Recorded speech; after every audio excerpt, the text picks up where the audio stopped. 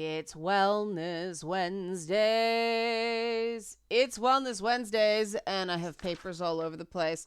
We're talking self-esteem today again. I know I've talked about this a lot, but I keep getting requests for it.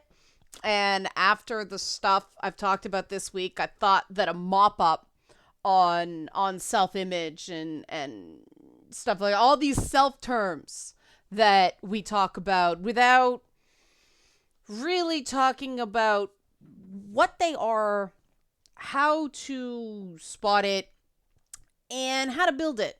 And I think we need a bit more because of what we've talked about today, especially the toxic masculinity manly Mondays thing. But if you like Wellness Wednesdays, help support this channel, become a monthly patron, patreon.com/Leanna K, or buy a one-time Leanna Care session for someone who can use it but can't afford it, coffee.com/Leanna K, and tune in to It's Not Therapy tomorrow, 7 p.m. Eastern Daylight Time, or you can listen, and catch up on the podcast version.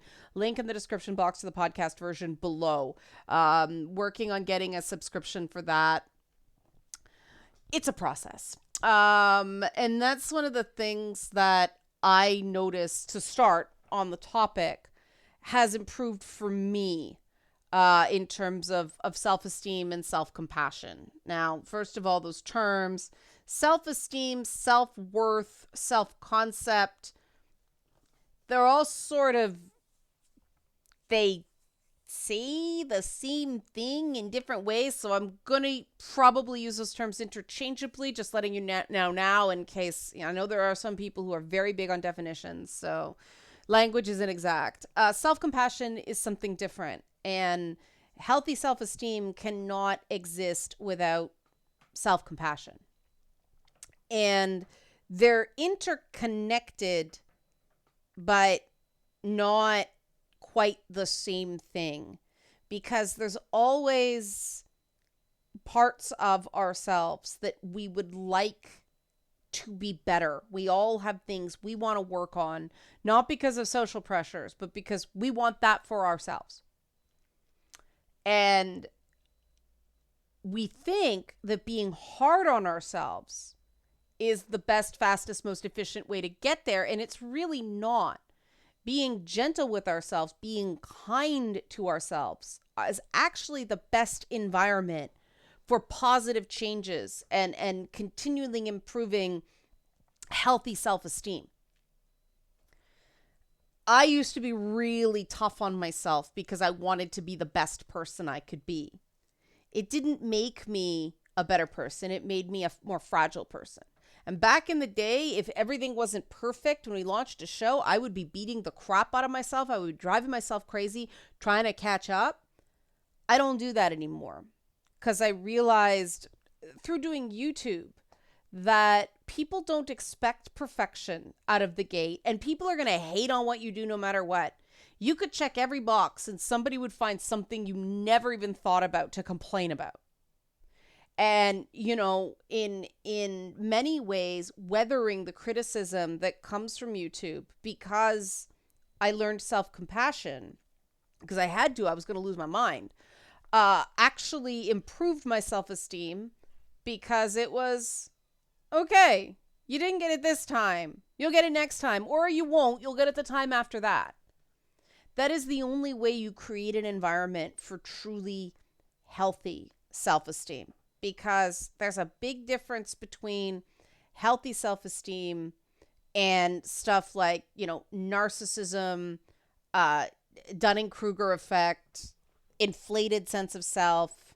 There's a big difference between knowing what you're good at and knowing what's good about you and having this, thinking you're great at things you're just not good at. We all know some people who think they are just super awesome in some way and you don't see it. And, self-deception isn't self-esteem. If you have, healthy self-esteem, you know the things you're not good at. Some of the things you're like, I would like to get better at that. Others, it's like there are people who are just better at that than I am. There are only many hours in a day. Um, I'm going to leave that stuff up to other people. I'm going to work with other people who are good at this stuff and develop the skills that I am truly great at. And for me, that's coding. I know enough coding to know I'm a mediocre coder. And there are people who will do that better than me. Could I do it? Sure. It would take me a much longer time, and the end product would not be anywhere near as good. So I find other people for projects I need coding on. There's a shining example. I could put a ton of effort into that and get better, but I'd never be as good as other people I know who are already amazing at it. So why wouldn't I work with them? Right? That's the difference between having a healthy sense of self-worth, a healthy self-esteem, and this sense you have to be good at everything, or either you're not good enough or you have to be good at everything because you're just better than other people. I can't prove this, but my personal theory is people who are really connected to I'm better than other people, or the need to be special, that is actually, just keeping a lid on a lot of brain worms. That's actually negative self-worth masquerading as narcissism. We know that narcissists have a very, very fragile ego, and narcissist rage is a real thing. And I do think some people put up that front and have that very grandiose presentation precisely because there's something gnawing in the back of their head that tells them that if they're not better than other people, they're worthless. And I understand, I mean, there's a lot of writing about, and I feel so bad for millennials, so apologies in advance, Gen Xer to millennials. We were slackers. You guys got labeled something completely different. And it's kind of funny because, those slackers built up Silicon Valley. Slacker my ass, right?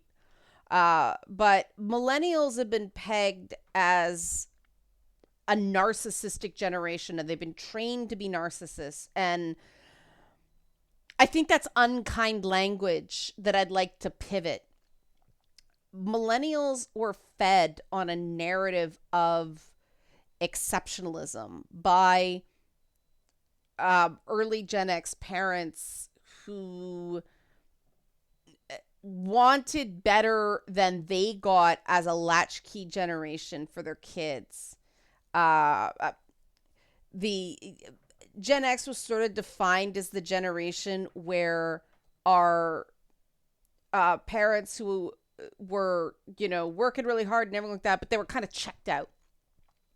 So Gen Xers as parents sort of overcompensated and became helicopter parents for millennials, and you're going to go to college because that's goals, and you're going to do this and you're going to do this. And they gave millennials this idea that unless you were the best, unless you were exceptional, you were nothing. And that's not inherent narcissism. That's a lack of formation of individuated self. Woo! Word salad there. Millennials didn't get the opportunities to fumble around the way us Gen Xers did and figure out who they were. And I'm late Gen X, so I was starting to feel those millennial style pressures. But it wasn't as bad as people born, people born in the late 80s and 90s. Like the stuff you guys went through. No joke. the system failed you guys because it was all be exceptional or else. And then the subprime mortgage thing happened and the boomers didn't retire and the opportunities for millennials were just not there. And so people ended up in the gig economy. And no matter how much you hustle in the gig economy, you have lean, lean periods and, boom periods, but the boom periods never quite make up for the bust cycles because of the debt you take on during the bust cycles. Been in entertainment my entire adult life, know that feel. But the housing market wasn't what it is now when I got into it. So, and that's why I think we need to talk about self-esteem and self-compassion and what high self-esteem actually looks like. Healthy self-esteem. High self-esteem is when you talk about high, low and stuff like that. These are all comparatives, like high compared to what, low compared to what. What's the scale? And the truth is that people have different confidence levels about different things. There are some things I'm incredibly confident about. There are some things I'm not confident about at all. And I am working on those things because I actually think that I deserve to feel better about certain things than I do. And it's a process, and you can't be inner critic and inner coach at the same time. And this is how self-compassion and self-esteem work. A coach tells you how to correct your form, which means not, you don't ignore negatives. You just, okay, this is how we're going to improve it. An inner critic tells you everything you're doing wrong and focuses on the bad stuff because that's how you sound smart. That's how you get better. You point out the flaws because that's helping. And you can tell the people who have a much louder inner critic than an inner coach because they're the ones who can constantly find the flaw in anything and, can't acknowledge that it's a subjective opinion as opposed to an outright mistake.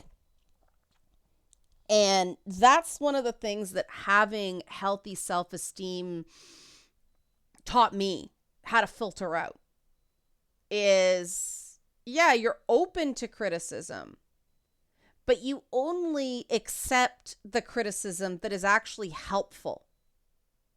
Something can be as constructive as all hell and dead wrong, right? Somebody can be really great at being really kind at giving criticism, but they're wrong. Their opinion is just not accurate, right? And that can be constructive in the, all right, I've thought about it.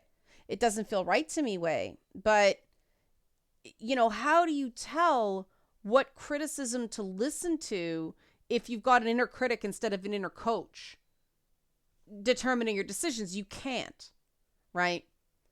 And being able to tell the difference between an objective mistake and someone's subjective judgments is very important to be able to do that. And you can only stand in your power that way if you've got healthy self-esteem. And healthy self-esteem is really tied to your inner narrative, the stories you tell yourself about your experiences.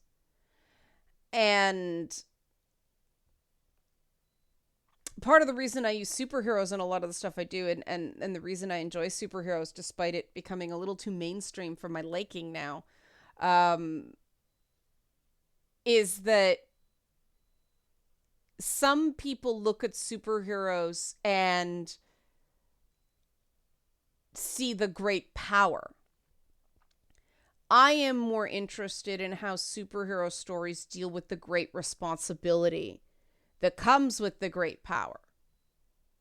Because I don't need to be exceptional anymore to feel good enough. And having a healthy sense of self-esteem is about feeling good enough. Not, okay, all the goals completed, but feeling like where you are right now is good enough. And the interview on It's Not Therapy this week touches on this. The idea that someone with a healthy self-esteem doesn't let external circumstances, external circumstances dictate how they feel about themselves as a person. But because of the way people's parents drove them in a lot of instances, yes, they have learned to self-define by achievements. And when you're in a structured academic environment, those achievements come at predictable intervals, and they are relatively within your control. You study, you learn what the teacher wants, you'll get good grades. Once you get into adulthood, achievements become much less within our control. They become much more subjective. Whether you get a job is dependent on a huge number of factors, most of which are beyond your control. Economic circumstances. An individual can't control inflation, right? You can't control the supply chain. And if you're trained to put the sense of who you are as a person into the number in your bank account, or how much money you make compared to your friends, or how big your house is, that's very precarious. And you will do a lot of what I've been referring to all week as shitty human behavior, shitty human stuff, to maintain those trappings of status, as opposed to being okay with the boom and bust cycles of life. And, it's okay to enjoy your nice things. Lord knows I do, in moderation. I'm not defined by the nice things the same way. I'm more interested in the story behind something than how intrinsically expensive it is, but I still like my nice things,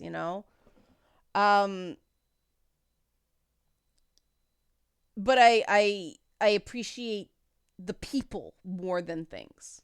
And that's another thing. If you have a healthy sense of yourself, it improves your relationships with other people. A lot of people are much easier on other people than they are on themselves, but that fundamental attribution error is still real. The idea that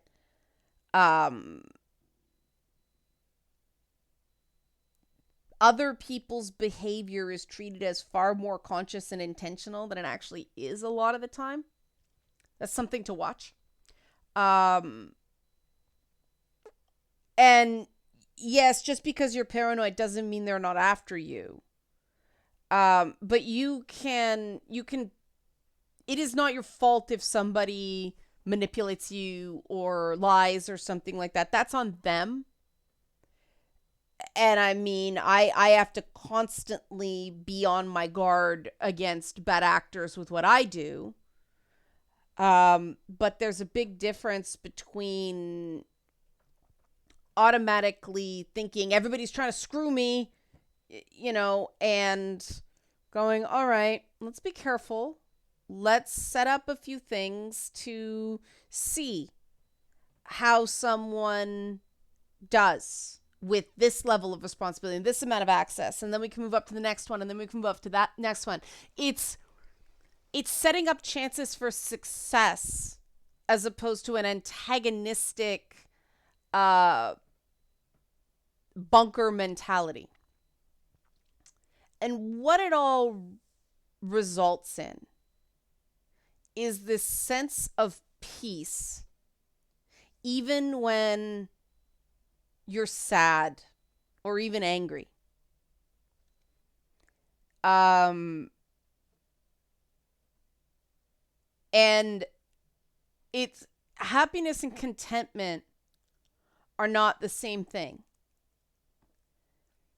Healthy self-esteem means even when things are bad, you still feel a sense of hope. And the idea of tying hope to self-esteem is weird for a lot of people to grasp, but that's not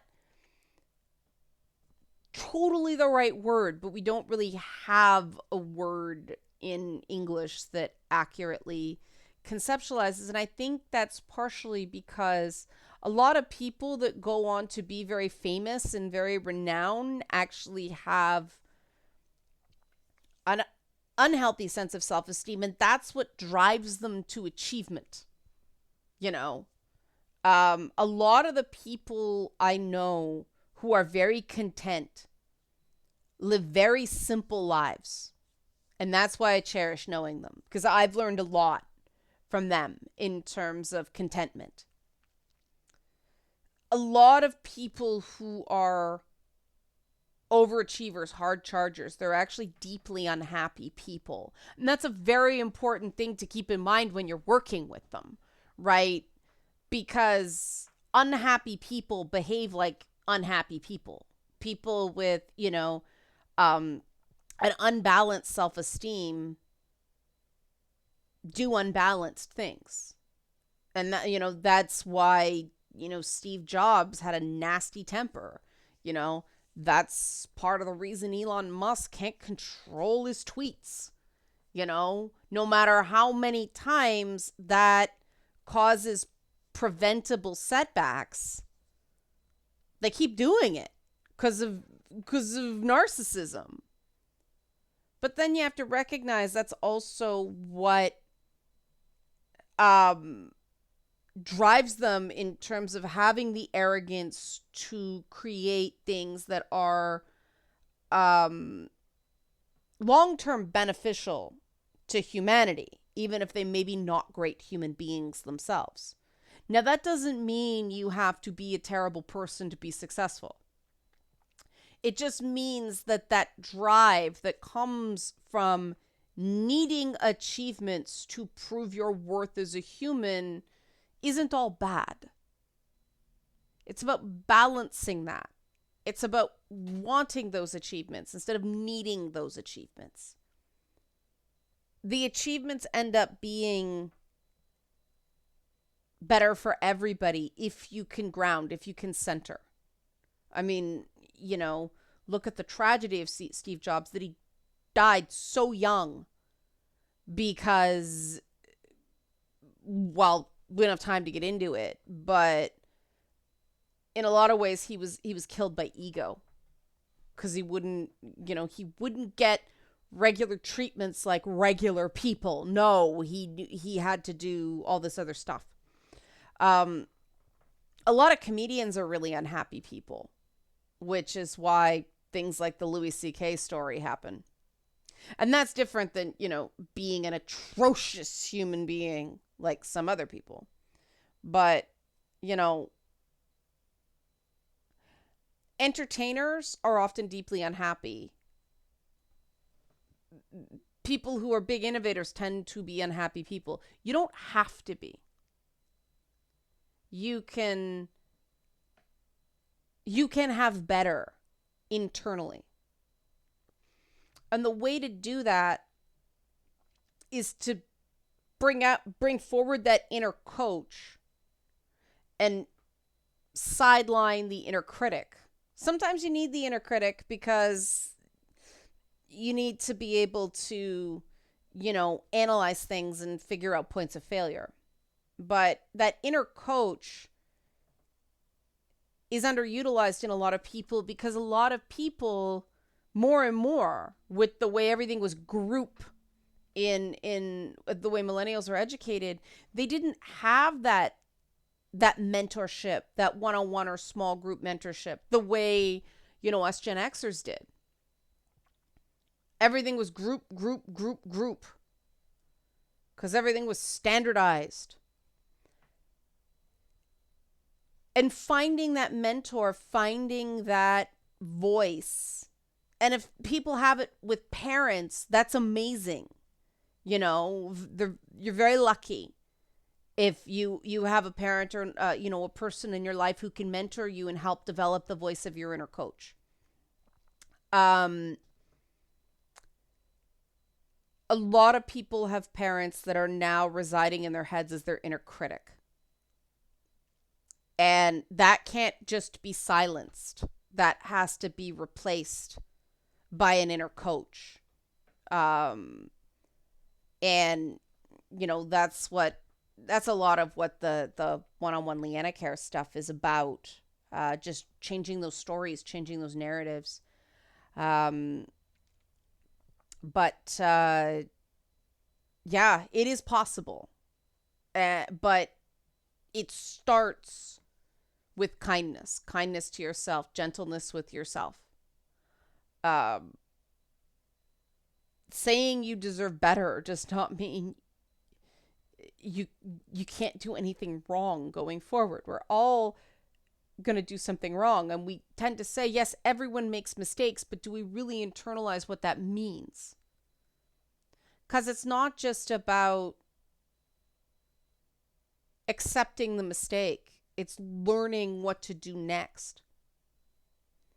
And we live in a very harsh world that way. And a lot of people have been treated as a very all or nothing thing because they've had mediocre teachers and, people who themselves had a very loud inner critic.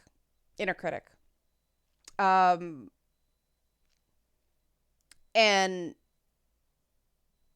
that was not people's fault. And that's the thing. If you have a really loud inner critic, it's not your fault. That was done to you. You deserve better. You can have better. You just have to be willing to do the work to get better. It is possible. And too many people let problems that aren't their fault turn into mistakes that are, and they become highly critical of other people because they think they're helping. They're not. Again, more criticism is not necessarily more helpful criticism, because anybody with a healthy sense of self goes, okay, it couldn't have been that bad. Like I'm an all right judge of what I do. This seems excessive to me. And the minute someone with a healthy sense of self thinks you're being excessive, they're probably not going to confide in you coming forward, because what's the point? It's not useful advice. And that's the other thing, is when you develop your sense of self-esteem, you start to meet people who also have a healthy sense of self-esteem. Because the one thing somebody with healthy self-esteem does not want is a whole bunch of outer critics surrounding them. They want coaches. They want, the term ally has been wrecked, but they want teammates.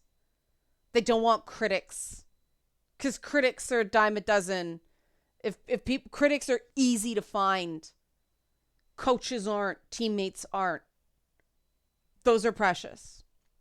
And so the first thing you can do is be honestly supportive of other people to build your sense of self-compassion, your sense of self-esteem.